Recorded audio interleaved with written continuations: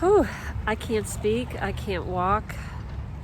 I should celebrate this swim, but holy crap, it was so difficult on so many levels. Wow, we swam the entire length of Longboat Key. It was a total of 11.3 or a little more, 11 and a half miles. I won't be doing that anytime soon. No. Hi everyone, and welcome to the channel. Thank you for joining me, and if you like what you see here, please subscribe and hit the bell icon so that you will be notified when new videos are released. To my knowledge, this is the only channel that focuses on creating lifelong love, in particular 25 plus years of marriage.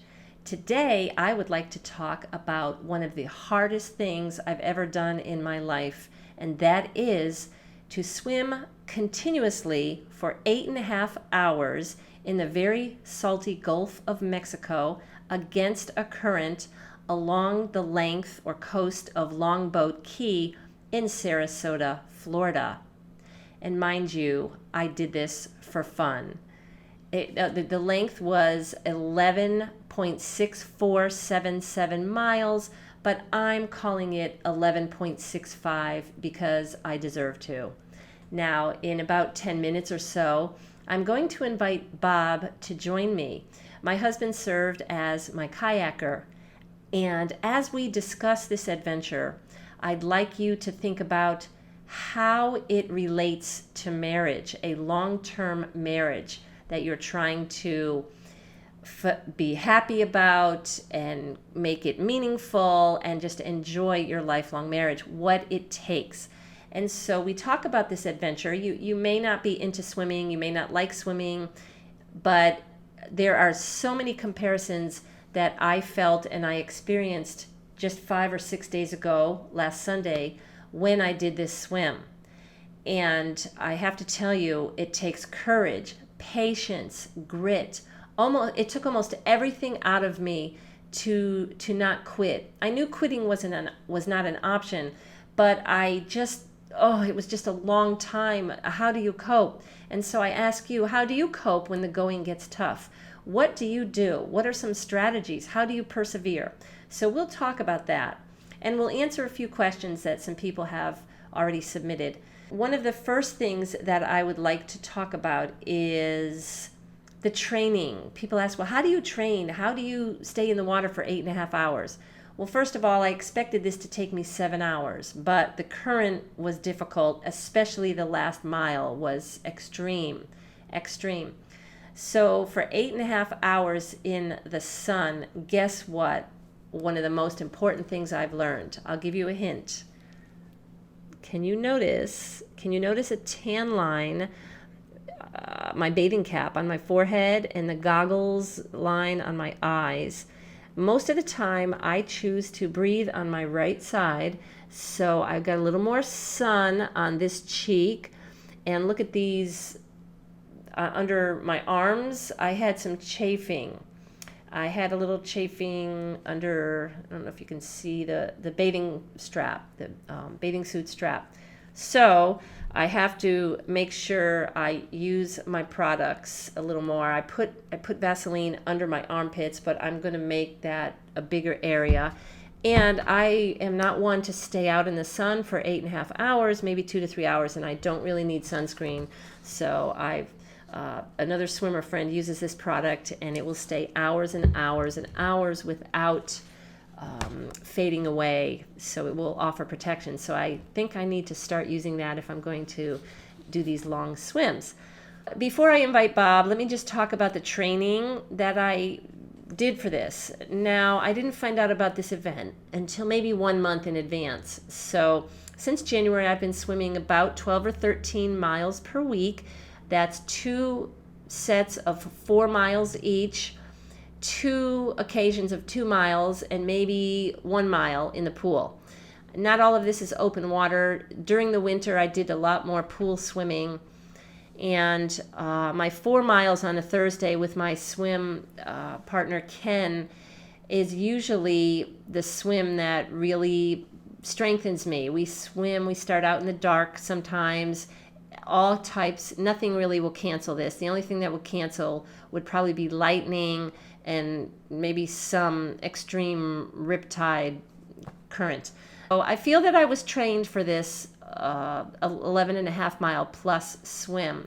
I feel like I was trained well enough to endure it, but things do crop up that challenge you, and you'll see in our conversation what some of those things were. So as far as training, I only started doing marathon swims 11 months ago. A marathon swim is considered 6.2 miles or a 10K distance. I've done about 8 or 9 of those distances in the last 11 months. And 2 weeks ago, I did an 8.8 mile swim, a figure 8 around 2 islands in downtown Tampa, Harbor Island and Davis Island. And that was not really challenging. The conditions are usually good there. It took me 5 hours and 40 minutes. I was very happy with that time. I anticipated less than 6 hours. So I was really happy with that. I was feeling strong. Just at the end, the endurance at the end was tough, but it was nothing like what I faced on Sunday. I can't even compare Sunday's swim to 2 weeks ago. And 2 weeks ago was my longest distance to date. People ask me, well, what do you do for feeds? And feeds are the food and water or food and liquids that you might need to get through this swim. Mainly, I had, I'm going to say 80 ounces of liquid. 80 ounces of liquid spread out, and I'm experimenting since I consider myself an advanced beginner. If you think of 5 levels of a marathon swimmer, beginner is what I have been for a long time, and now I believe I'm moving into advanced beginner, intermediate, advanced, and expert. And it's such an honor to know some advanced and experts in this area in marathon swimming. These are the people who have done the English Channel or the 20 bridges around Manhattan or Catalina Island, or who have dates set and who are aspiring. So it's really awesome in this swim community to know so many people of such high levels of swimming. Anyways, I found that the best drink bottle I like is one that it has a little notch that, boom, you can drink it fast, and you can hook this onto a line. I'm starting to get into having my husband throw me the feeds from the kayak, because I have never done an official event. My first official event will be on October 9th, and it will be called Swim the Suck. It's in Chattanooga, Tennessee. It's 10 and a half miles along the Tennessee River Gorge, and I hear it's very beautiful with a little current assist. But I'm getting tired of these expectations and promises of current assist, so I'm going to set that aside and not expect assistance and be ready to do it on my own. So baby food, that is easily digestible and easy to eat, and so you can take this little bungee cord thing and just throw it out to me, and I'll have my feeds. But on Sunday, Bob was like, just come up to the kayak and hang on the edge. And I'm like, okay. Gels, this honey stinger is good. I like the ingredients. It's just got a few very mostly natural ingredients. I started using electrolytes, where you take this little powdered stuff, different brands, and just dissolve it in your water. That was very important in the salt water when I was not feeling well, and I knew I needed some kind of nutrition. I didn't want to eat, but I just drank. My nose gets numb after 3.5 hours in the salt water, usually from what I've noticed on my training swims. So I will stick a little mouth rinse. I tuck it in my bathing suit so I can just pull it out and just take a little bit and whatever. I do have a nose plug. I chose not to use it, but that's going to be something that I'm going to use a little bit more.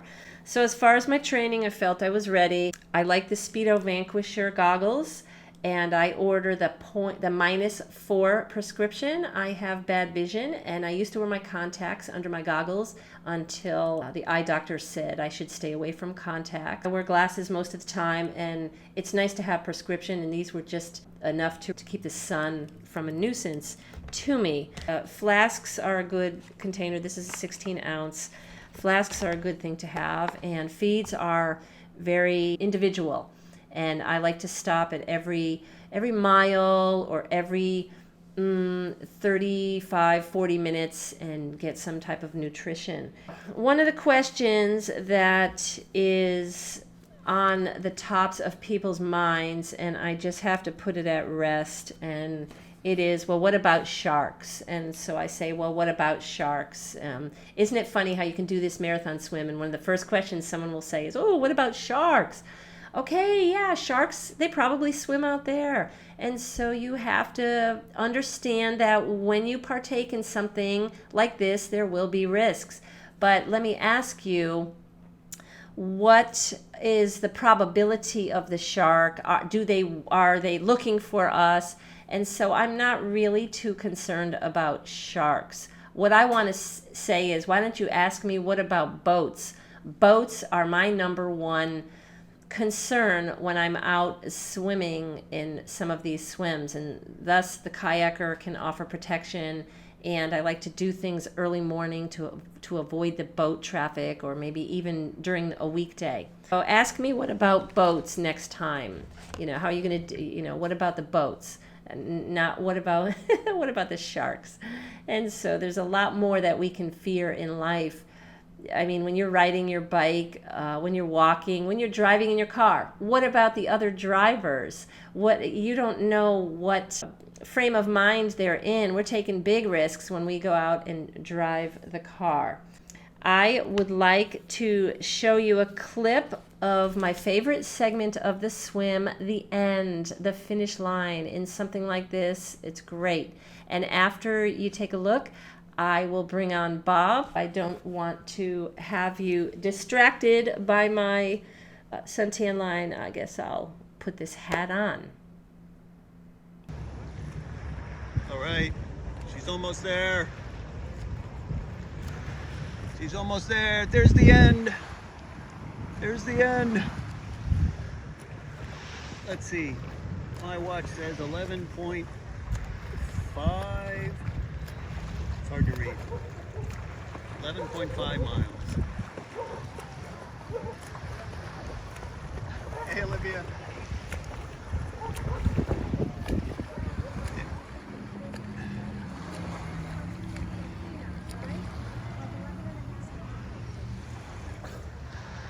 Oh my gosh. You made it. Oh Yay! my gosh. Oh. Yes. Oh. Whoa. You did it. Oh, thank you. Oh my gosh. That's the Good hardest job. thing I've ever done in my life. And you did it. That was harder than getting a master's degree. That was harder than raising 2 strong-willed children all those years. What was it harder than? I don't know. The only thing it wasn't harder than was when we were newlyweds and you had courses and we were separated. Oh. That's going back 35 years. Shelley, I can't remember anything I did this difficult. Good And you job. know why? I'll tell you one reason. I never could get in the groove. The water kept coming at different directions, so it's not necessarily a strong current. It just kept coming until mile 7 when I wasn't strong enough to keep going. And my nose and the salt, I don't know. See, Olivia, I expected, and I don't know why I unrealistically expect, there to be a current to take us a little bit. There was no current that I felt. Woo. Well, here, Olivia, I'm did you still meet recording. Shelley? All right, Okay. we're done. Hi, Bob. Hey, Lynn. And I am so glad to be talking about this with you. This swim was extremely physically and mentally challenging for me. How about you as a kayaker? Was it challenging, and if so, what? So not physically as a kayaker, I definitely have it easier than the swimmer. That is for sure, because kayaking speed is, I kayak at the same speed you're swimming, and so I didn't have to paddle hard to keep up with you. And the conditions were pretty good for kayaking, not much wind, and so physically, really the biggest physical thing about kayaking is just sitting in a kayak on your butt for 8.5 hours. I wouldn't want to do it. That was the biggest physical challenge, but even that was not bad. It was the longest that I've done. True. Yeah. Wait, longest in mileage and longest in time. In mileage and longest in time kayaking, yes. Yeah. Well, for me, I can talk about many physical and mental challenges. Maybe I should break it down between miles. Mile 1 was beautiful. I was promised or thought that the current would be pushing us, and it never really was. The very first 500 yards, maybe it was.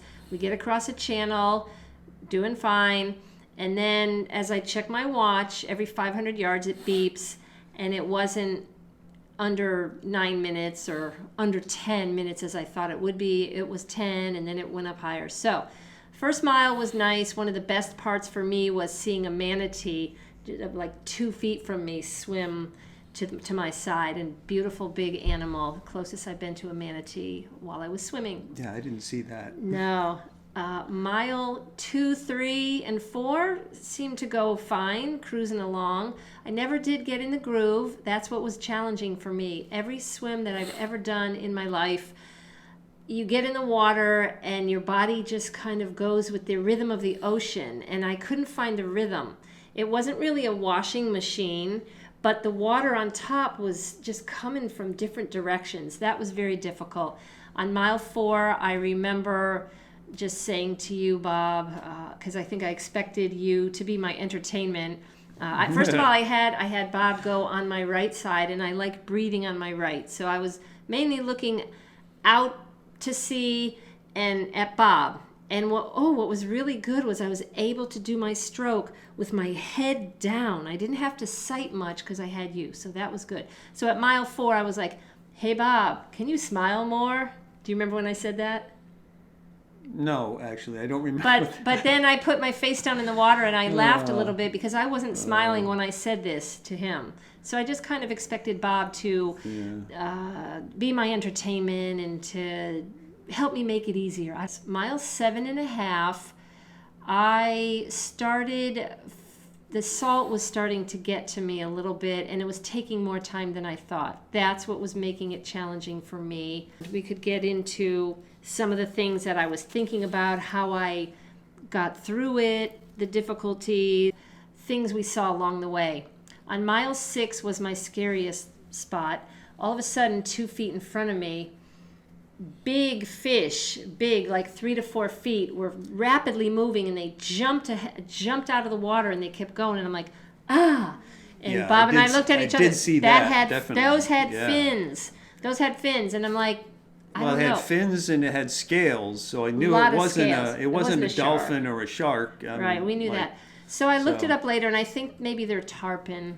I thought they're not snook. They would have a line going through it.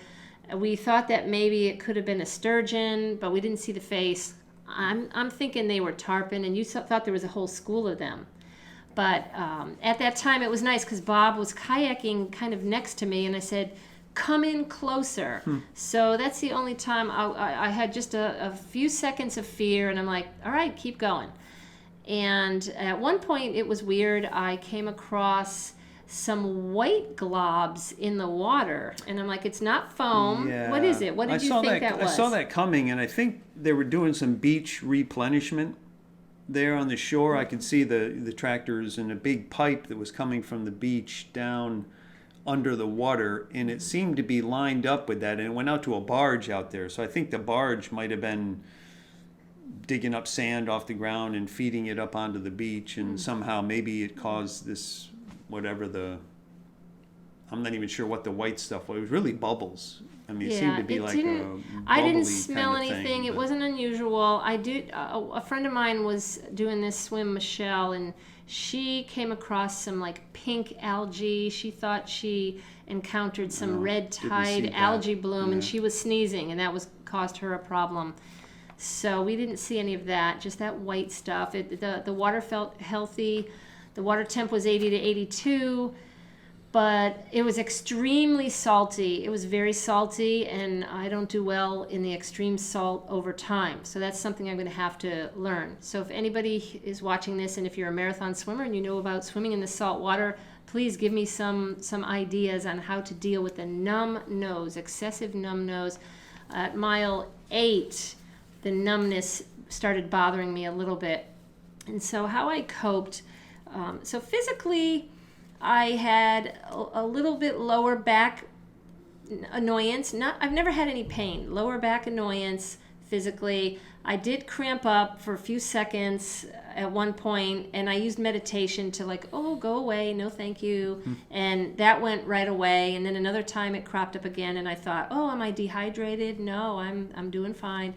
So I just kept going, and then at one point I felt a little nauseous. Mile 9 maybe it started getting harder at mile 9. And I thought that the end point was 10.94 miles, but you can't go by a map that you make and chart out. It's when you actually get there and you're swimming, at some points you're like, come on, Lynn, come out to me. And I came out to you. So you add a little to what your estimate tells you. Usually you'll probably add a little bit. What else? What was your take on the hardships of me? Did you have a hardship because I had hardship? And could you notice? Yeah, that was my hardest part. I had to do a lot of coaching at the end. True. For you. You were struggling at the end mentally to finish, and I could tell, I could tell that Lynn was not. She was physically capable of doing it. I could tell that. I know she's an excellent swimmer. Every time she gets out of the water, she's never winded. I'm always amazed at how she gets out after these long swims, and she's like not winded, not.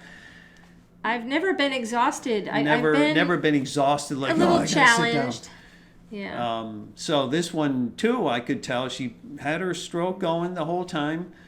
And then toward the end, it started to be a struggle. I know you started dealing with the nausea. The last half mile. So I got a little worried there because we were on another swim where she actually had to throw up, and that was rough. But the water was a lot rougher there. Salty. But this time, I was a little worried about that, and for her, and the coaching, the mental part of it, getting toward the end. And even for me, it seemed like we would never get to the turn. And I think maybe that was because I knew poor Lynn was struggling, and I was like, let's just get this done. So, because we could see the turn at the channel at the end, and it was one of those cases where, at least to me, kayaking, it just seemed like it was taking forever to get there. But I think that might have been part of your slowing down too at the end. We're almost there. And well, let's back up a little while. Back at mile 7 or 8. I think I was just tired of swimming, tired mentally, like, okay, I'm ready to be done. And so many things in my life, I kind of have a somewhat easy life. I can choose to quit something when I don't want to do it. And I've had very few situations where I've had to push through and dig as deep as possible beyond what I have in me. And that's what was happening on this swim.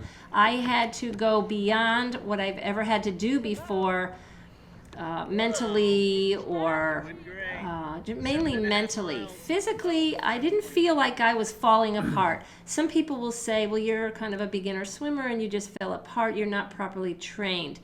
Perhaps 11.65 miles was more a high challenge for me, but and I don't think I fell apart mentally. I don't feel like I fell apart. I was just highly challenged. If I fell apart, I probably would have been complaining. I know that was. You were. What are you talking about? You were complaining the whole time. Are we done? Not the whole time. After Are we almost done? mile Where's 9, I did start checking my watch more often at mile 9, and I was hopeful. I'm like, okay, 9. I just have to get to 10. Okay, 10, and then I'm like, it's more than a mile to the finish point, and that's where it was very difficult. I know Shelley had a problem with that too, that we just in our minds thought it was a little shorter than it was. And put on top of that, when we turned around these rocks, there was it was New Pass Channel, the south end of Longboat Key. A lot of boat traffic speeding through. It was wavy, it was rougher, and the current was really strong. And add to that a numb nose, nausea. But I could tell that the current was not so bad by the rocks, so I wanted to stay close to the shore, but then these boats are going by with their wake just coming at us, so I was worried that it was going to like knock Lynn into the rocks or something. But we managed to be okay as far as the current, I think. I think the biggest current was issue all were right. these waves coming from the boats that were just screaming through the channel there, and one after the other. It took me 1 hour and 7 minutes that last mile, and it's mainly because of my nose. And I know you know, Bob, that when I roll over on my back to do some backstroke Yeah, I or can always breaststroke, then tell you when know you're- I yep. feel done. I'm checking out. I was mentally checking out of this swim, and I was kind of... I think you knew this about me. I was trying to get your permission to quit the swim, Yep. but you knew I didn't And I want was to not quit. gonna I knew give I didn't it. want to quit. No way. And I was like, I was sort of exaggerating. I would come up to the kayak and I would pant. Yeah. I wasn't really that tired that I had to pant, but I did because I sort of wanted a pity party from you. Oh, Lynn, okay, let's just go up to the beach. You'll be done. Oh, I would have been. But- Thank you so much. I would have hated to have. When you're married to somebody for 35 years, you begin to learn how they are, and you can tell things. And I could tell that she could make it. She just had to get over the mental I did. side So of I it had and a hard force time with herself that. just to deal with some discomfort. Really, the bottom line is just learning how to deal with the discomfort. And I'm not good at Yes. that. You're a lot better at that than I am. So you're a really good kayaker. You made Hmm. a good point the other night. If I had another kayaker and I went and Oh, complained, yeah. they might have said, "Okay, we'll quit." Yep. So Somebody else that's- would have just said, "Okay, yeah, here's the shore. Get up there. I'll have to I go pick see you up." you're struggling. But So, not me. yeah. I know you. So I'm like, you are going to finish this race. And, No. and I really think of some couples that I've worked with, people that I've known. We talk about having communication problems or miscommunication, but I think what also goes on is I'm not going to say we're inauthentic or we fake it, but we're prone to acting a way so that we'll get our way. You know what I mean? That I wanted to get my way and you were having no part of it. So imagine couples who don't know a certain thing about their partner. They don't really know the little nuances, and they do say, okay, I see what you're saying and feeling is valid, and let's go with that, when it's not really. And I remember raising teenagers, it's that way too. They'll say one thing, but they don't really mean it. So you don't take it seriously sometimes if you really know the person very well, and to just kind of be their cheerleader, be their coach, help them through. So I was very grateful for that. And I know you said, Lynn, you wouldn't have made this swim without me. And it's possible. It's possible. But I just pushed through. I had to do it. So at mile 7, I'm like, 4 more miles. Okay. And I visualized at that point, I was only 2/3 of the way through. So that's still a significant amount of the swim left. So then I pictured my swim partner, Ken. Ken and I every Thursday swim 4 miles. So then I'm like, all right, and I'm swimming along. All right, good morning, Ken. Da, da, da, da, da, da. And I'm like, I wanted him to take me by the hand and pull me ahead, and he didn't do that. He was by my side, and we were swimming along each other, and I'm like, okay, great. And I was picturing 95% of the time we do the same 4-mile route. So I started to visualize the route, and then that was it. Maybe after a half a mile, I was okay. And then some of the things I was thinking about, prayer, focused on my stroke. I had 20 really good minutes of a specific prayer that boosted me a little bit stronger. What happened up until 7 miles was I felt I had a great stroke and I was strong, and I did feel the current, but I was positive and I was strong. At mile 7, for some reason, I think mentally it was taking me too much time and I was really doing a strong stroke, that I noticed my pull wasn't as strong as it was the first 7 miles. So I was just going through the motions. To you, my stroke looked good pretty much the whole way. But if you look on the video, I did notice my right arm did not reach far enough at the 7.5 mile. What else are some other things that made this the hardest thing of my life? It's because I couldn't control. There was no way out of it. I had to go through it. In my life, I try to get out of things. I will ditch something. I will change gears. I had to push through. I knew I had to push through. and it was just difficult. Especially the last mile, that all of a sudden my watch buzzed. 24 minutes to go 500 yards. I was just like, what? And that was hard because it could take me 10 minutes. In a pool, it would be maybe 9 minutes. And in the open water, anywhere from 10 to 14, 13 minutes. But 24 minutes was, And then I thought, Bob, you were lying to me. Oh, we're almost there, 2:10. I'm like, where? I can't see it. I could see it, but I was just, I don't know if I was angry. I was really annoyed. I was really frustrated. Yeah. So what do you do when you're annoyed and frustrated? So let me ask you, were you annoyed and frustrated with me? Yes, I started getting annoyed and frustrated at that when I'm saying we're almost there. We can see it. It's right there. What? I can't see it. I'm like, yeah. I was thinking you're just being annoying. So that's okay. Being pushed beyond my limits. And then as I was swimming, I thought about my mother. My mother passed away almost 4 years ago. She had Alzheimer's. And then I thought about marriage, that when you are in your hardest hour, your hardest season of life, what will you do? Will you be able to rise to the occasion? At that point, and I made a video, Love is a Decision, you have to make a decision. You have to decide, yes, I will do whatever it takes. So we can't envision what it's going to be like until we get there. And swimming in the open water is sometimes like that. We don't really know what we're in for until we're immersed in the situation, and therefore it's important to stay in the present moment and to work through it. So those are the things I was thinking about. If my partner had Alzheimer's, one of us is going to die before the other. I don't think I was really thinking this as I was swimming, but I'm thinking it now. And that you will have to just give it all you've got. You've got no other choice but to give it all you've got. Yeah, so from a kayaking standpoint, one of my struggles, looking back now, I think, is that the particular route we took was a one-way route. I think up until this point, all of the kayaking we've done has been start and stop at the same point, or you go out for a little ways, 4 miles out maybe, and come back, well, like the alligator light swim, 4 miles out, come back. So it's broken up halfway. So you kind of have that kind of thing. Well, this one was, no, this is 11 miles of straight kayaking.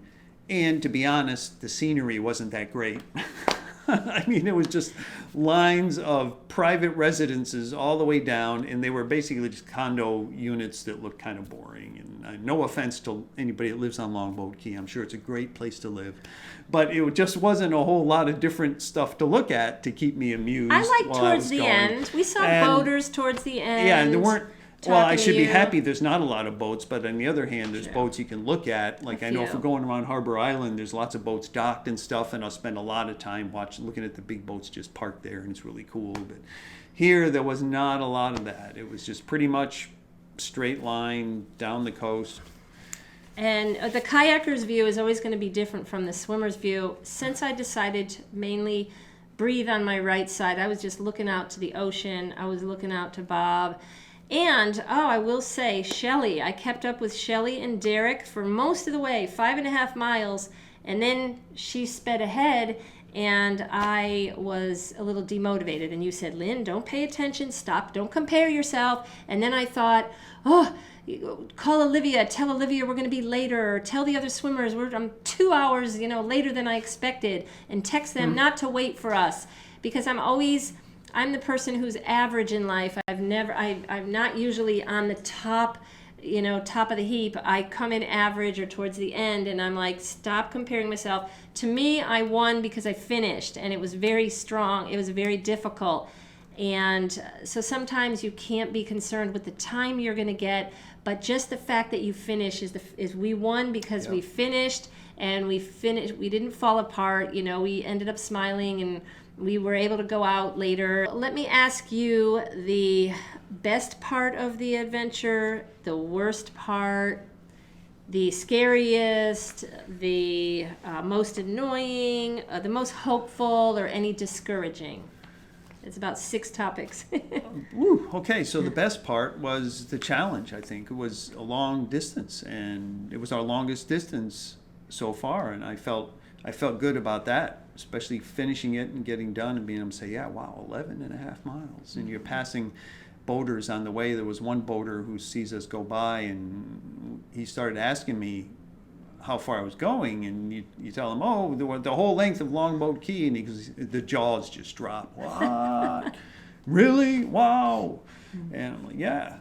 So it's kind of cool to be able to do that physically.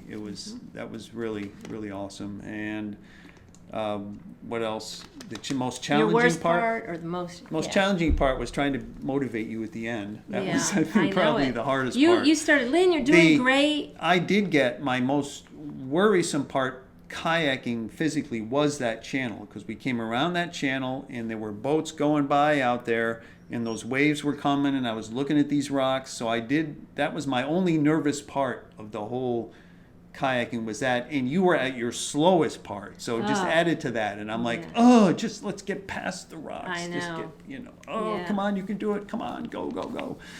So that was the hardest part.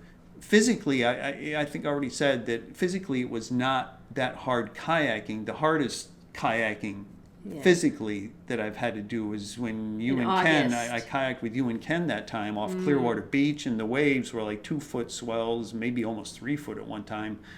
All I know is I'd look out and I'm sitting in the kayak, and you go down into this trough of a swell, and I wasn't able to see over the top of it. And then there's sometimes I'm losing sight of them because they go down into the trough of one, I was just. Oh, that's funny. And the current too. I remember that one where that had a current. That was not 4 miles. How far did we do? It was like 2 miles. 7.27 yeah, so miles. it was like 3.5 miles south or north. Actually, I guess we were heading north. Yeah. And then turn around and 3.5 miles back. So heading north was not bad. Had the wind actually behind me and the waves were behind me. Made that turn and started heading back, and I'm paddling at the same rate I was doing, and they're getting ahead of me, and I'm not moving. Oh. So that was hard. And I had to really start digging. Then finally I realized I had to definitely change the angle of the paddle, get it into the water more, and get up there. But none of that this one. This one was, as far as that, the conditions were kind of perfect for the swimming. There was a little wind coming from the east, occasionally was blowing in my face, but not to where it made me like not be able to make any progress, and being able to just paddle, kind of a leisurely paddle kind of thing. So really the only struggle was, at the end, having to get motivated to get around, finish it up, and like I already mentioned, just being able to sit that long in a kayak. In swims like this, we have I, as the swimmer, sometimes the kayaker, a discouraging time or hopeful time, and all I can think of is the footprints in the sand. That sometimes in your dynamics between the two of you, when one of you is down, the other one can be there to help you along. And I think that's really nice. I think you were definitely there on the swim to help me along. I didn't give up, and come on, let's just go. And yeah, I did have some struggle. As this is a kayaker swimmer interaction thing. Lynn and I are both oldest children, so we like to be in charge, each of us. So that causes some headbutting sometimes, and we both want to control. So we have to work on who's doing what and making sure. So I know I got frustrated because I'm kayaking and I'm trying, and I can see everything up there and I can see what's coming up, and I'm trying to go a certain direction, but Lynn is just heads down doing her thing. And even though she made me get on the side where she's looking, I felt like at one point you weren't looking at me and you just kept going that way, and I was moving out because I knew we had to come out. I was looking at you, but I just didn't want to go out there. I know, you just didn't. I just wanted to stay where I was. That's my point. I wanted to do my thing. We also are kind of new to this. Yeah, you and I have to just work on months. our... We're yeah, 11 we haven't months been doing in, it that long either. So I think that the kayaker should be the lead, and the swimmer you have should to follow have the good kayaker. expectations between kayaker and swimmer. Where does the swimmer want the kayaker? And the swimmer needs to make sure that the swimmer stays in that position relative to the kayaker, because the kayaker knows where he or she is going. Have a bigger view, yeah. And has the bigger view, and the swimmer needs to sight off the kayaker and stay close, because it gets very difficult if the swimmer's going over there and I you have agree to with that. keep And sometimes towards kayaking the end, when I back, was getting so- a little tired, when I'd like, okay, Bob, ready for a break. And then he would stop, I would stop, and I wanted to rest. Then I'm like, hey, I said, hey, come over to me. And then I would have to come over to Well, the that's where the kayak. wind was actually and blowing the me, wind, and- the yeah, I'd have to current was watch out. letting my legs go under the kayak. So I guess it was a stronger current than expected. I believe that we had the current in our favor the first half mile, and then it was mildly against us, then maybe mediumly against us for several miles. At mile 7 to 10, the water was calmer, but I think there was still a little current. And it was really fierce. That last mile, the channel was really fierce. And, you know, if you didn't have to do this, you might say, I'm done, and just get out.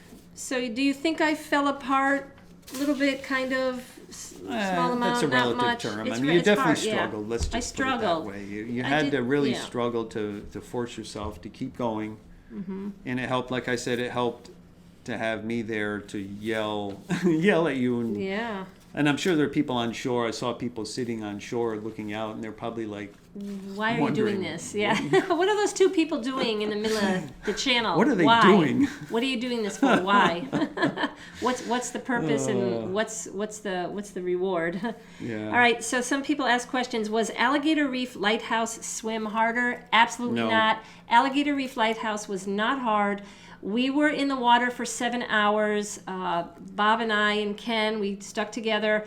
We took about an hour and a half break in that 7 hours. So if I would do it differently, I would swim it more seriously. That was our first time. It was beautiful to swim out 4 miles and hang around the lighthouse for 30 minutes and take long breaks. And so we weren't in a hurry. But that was 7 hours total in the water, 5.5 hours of swim time.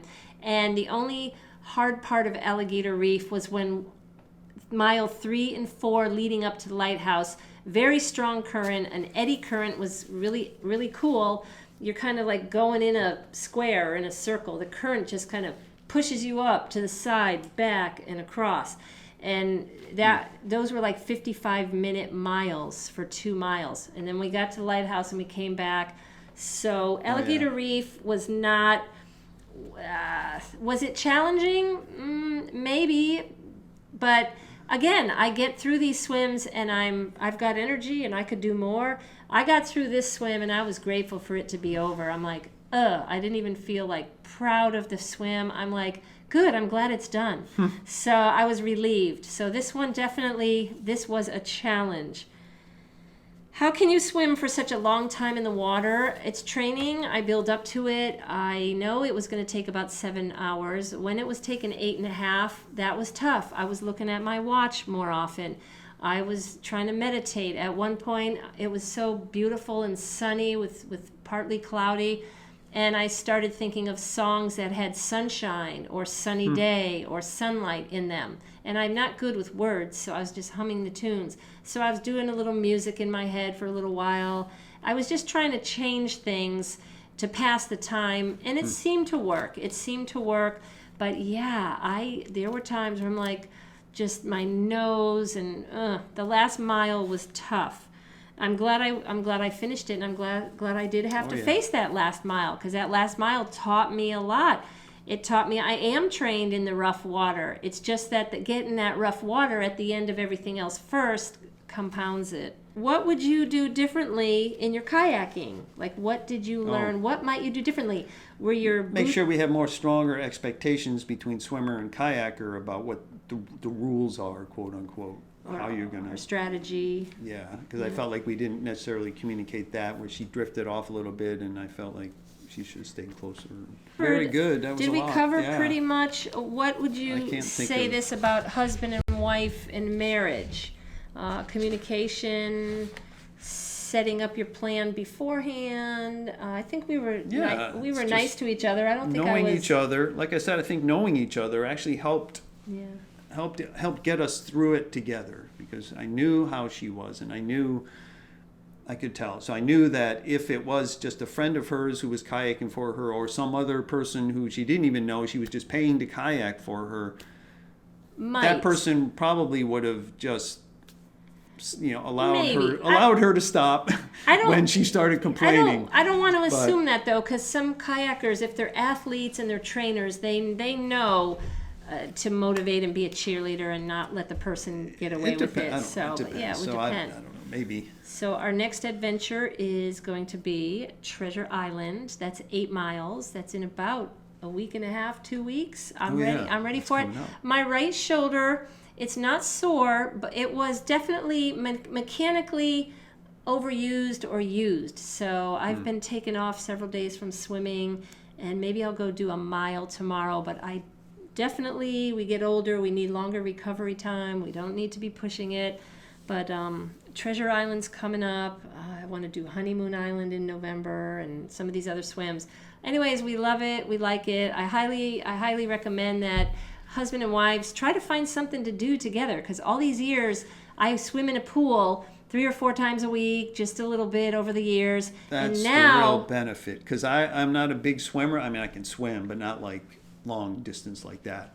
And so I've never been able to partake in Lynn's world of swimming. So until now with kayaking, now that allows me to get on the water with her and kind of enter that world and meet all of her swim friends and great bunch of people, and it's just awesome experience. Yeah. And I never would have had this opportunity to swim in the open water if you didn't agree to kayaking, because I never had a kayaker. I never thought about open water. Just COVID came and we're like, I'd like to do this Alligator Reef Lighthouse and I'd like you to be my kayaker. Would you want to do it? And he's like, yeah, sure. And then I said, can you do it? Although at first I was like, that's 8 miles in a kayak? How is that going to work?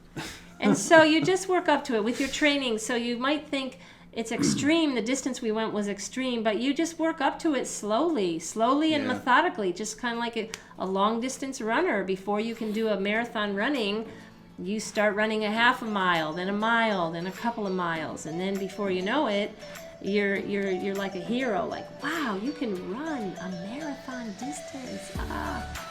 So, anyways, go the distance and just work through it, push through it. It takes grit, it takes courage, it takes patience, and that's what you have to do to make your marriage great.